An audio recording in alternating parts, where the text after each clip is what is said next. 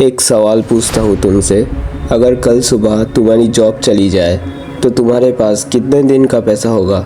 1 महीना, 2 महीना? ज़्यादातर लोगों के लिए ये आंसर दुख देता है, क्योंकि हम सब एक ही साइकिल में घूम रहे हैं। सुबह उठो, ऑफिस जाओ, काम करो, सैलरी आए, बिल्स भरो, थोड़ा बचे तो ईएमआई में चला जाएगा और फिर वापस मंडे। इसी साइकिल को रैट रेस कहा जाता है और ये सिर्फ रैंडम टर्म नहीं है, ये लिटरली डिस्क्राइब करता है कि कैसे एक चूहा केस के अंदर व्हील पे दौड़ता रहता है, बहुत तेजी से दौड़ता है लेकिन कहीं नहीं पहुंचता। लेकिन यहाँ एक इंटरेस्टिंग बात है, कुछ लोग इसी सिस्टम में रहते हुए भी इस साइकिल से निकल जाते हैं। उनके पास कोई मैजिक नहीं होता, कोई लॉटरी नहीं लगती, उन्होंने कुछ स्पेसिफिक डिसीजंस लिए जो उन्हें इस ट्रैप से बाहर ले गए। आज हम एग्जैक्टली वो डिसीजंस समझेंगे, माइंडसेट से लेकर प्रैक्टिकल स्टेप्स तक।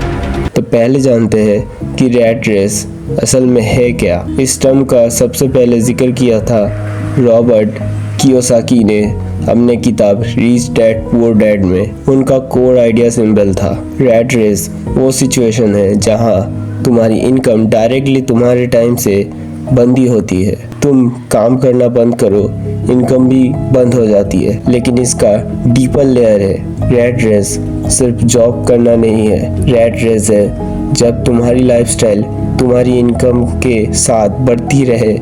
सैलरी बढ़ी तो नया फ़ोन ले लिया, थोड़ा और पैसा मिला तो ईएमआई पे कार ले ली, बोनस आया, बड़ा घर देख लिया। रिजल्ट यही होता है कि इनकम चाहे कितनी भी बढ़ जाए, सेविंग्स कभी नहीं बढ़ती, क्योंकि एक्सपेंस भी उसी रेट से बढ़ रहे हैं। इसका एक नाम है लाइफस्टाइल इन्फ्लेशन, और यही सबसे बड़ा रीज़न है कि एडुकेटेड वेल पेड लोग भी पेचेक टू पेचेक रहते हैं। तुमने कभी सोचा है कि कैसे एक डॉक्टर जो लाखों कमाता है वो भी लोन में डूबा हो सकता है? यही वजह है। तो अब बात करते हैं कुछ चीट कोड के बारे में। पहला cheat code, asset versus liability. अब यहाँ से हम प्रैक्टिकल साइड पे आते हैं। पहला और सबसे इम्पोर्टेंट कॉन्सेप्ट जो है, हर चीज़ जो तुम खरीदते हो वो या एसेट है या लिएबिलिटी।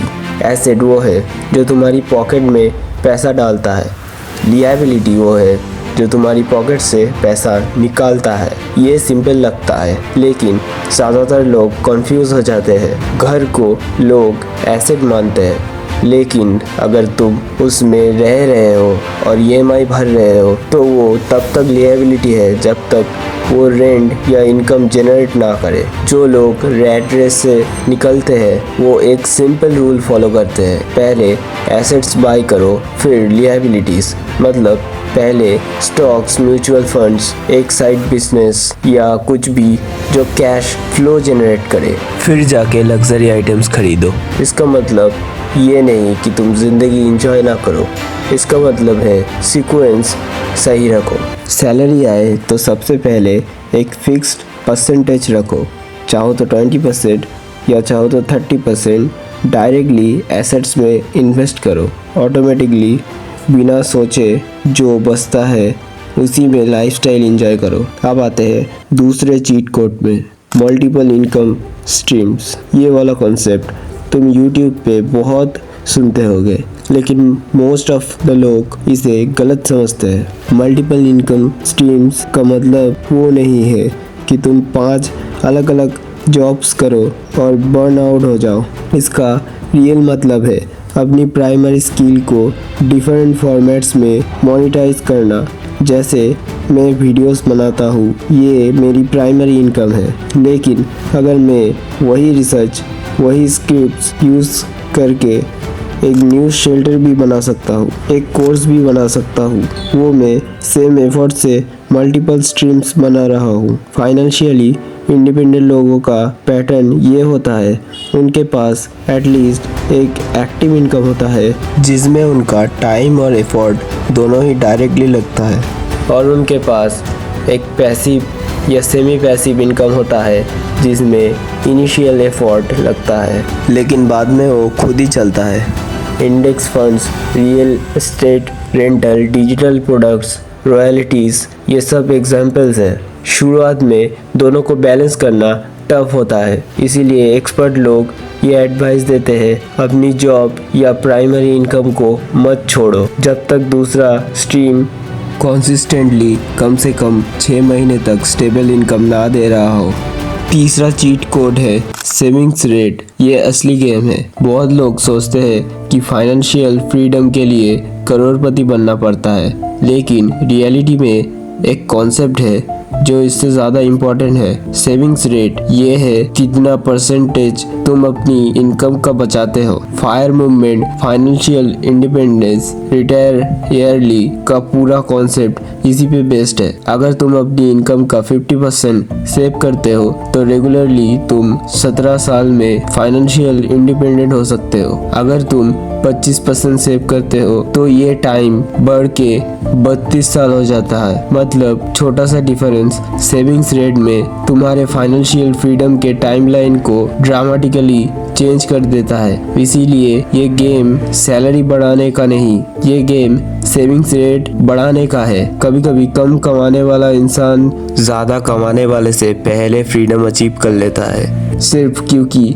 उसका सेविंग रेट ज्यादा है। चौथा चीट कोड, कंपाउंड इंटरेस्ट को टाइम दो। ये शायद सबसे अंडररेटेड कॉन्सेप्ट है। एल्बर्ट आइंस्टाइन ने एक बार कहा था कि कंपाउंड इंटरेस्ट दुनिया का 8th वंडर है। इसका मतलब सिंपल है, तुम्हारा पैसा इंटरेस्ट अर्न करता है और फिर उस इंटरेस्ट पे भी इंटरेस्ट मिलता है। टाइम के साथ साथ ये बढ़ता जाता है। यह एक रियल एग्जांपल समझो। अगर कोई 25 साल की एज में हर महीने 5,000 रुपये इन्वेस्ट करता है एवरेज 12% रिटर्न पे, तो 60 की एज में वो रेगुलरली 3 करोड़ के अराउंड पहुंचता है। लेकिन अगर वही इंसान 35 साल की एज से स्टार्ट करे तो सेम मंथली अमाउंट से वो रेगुलरली 90 लाख के अराउंड ही पहुंचेगा। सिर्फ 10 साल का डिफरेंस, लेकिन फाइनल अमाउंट में ह्यूज गैप। यही रीज़न है कि फाइनेंशियली फ्री लोग बार बार ये कहते हैं time in the market beats timing the market. मतलब मार्केट में लंबे टाइम तक रहना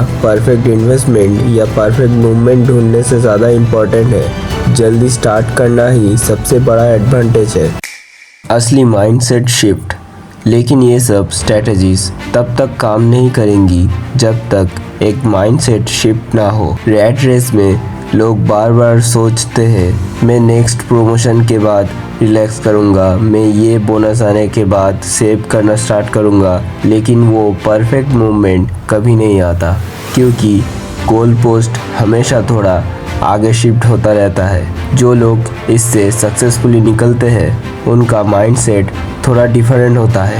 वो प्रेजेंट में डिसिप्लिन डिसीजंस लेते हैं और फ्यूचर के प्रॉमिसेस पे डिपेंड नहीं करते।